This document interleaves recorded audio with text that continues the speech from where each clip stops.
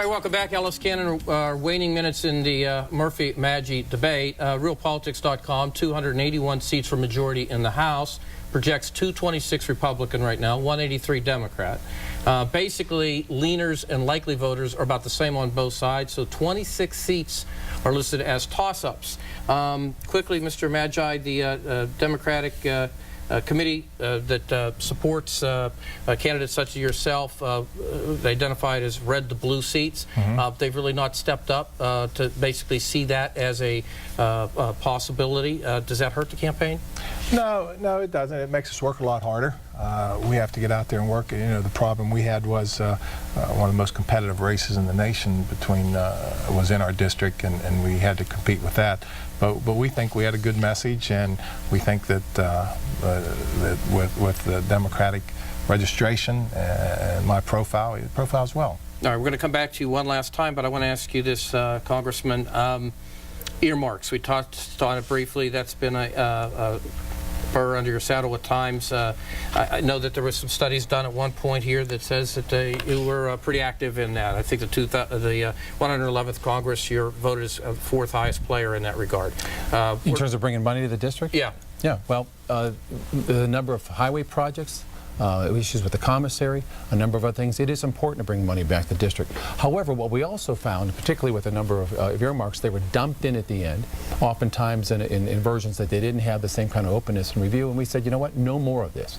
Because also we found that people were putting in all kinds of bizarre projects in there, but it comes in as a package and you want things for your district. I said, let's clean this up. And it shouldn't be a situation anymore where the earmarks are coming through that way. They all need to be sunshine, they need to be reviewed. Will we have them again, perhaps in transportation? I'd like to see us review those. So before, instead of having the chairman of the Transportation Committee get hundreds of millions of dollars in his district and everybody else get a few million, it's a matter of saying, let's make this a little more equitable, but let's make it transparent. Well, I think I have 90 seconds, if I heard correctly. There was a change after the 111th and going into the 112th. In your estimation, is he still playing the game, the earmark game, in a way that you consider? Earmarks for infrastructure projects is totally different. Infrastructure is important, but you can't. We don't have the money. I mean, that's deficit spending.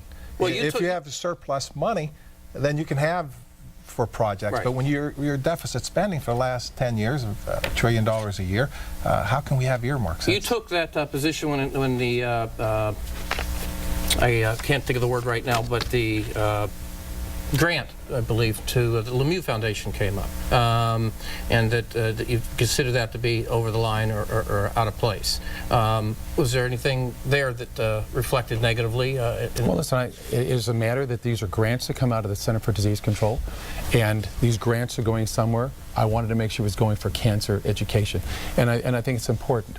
But the other things out there, look, Larry's been there to smile, and I've enjoyed that. Having the check presentation to help the Washington County Airport, help Washington County projects, he has been in favor of those. He's been there to take a bow. I'd like to continue to work together on these, to find ways to bring funds throughout the district. But it comes down to this.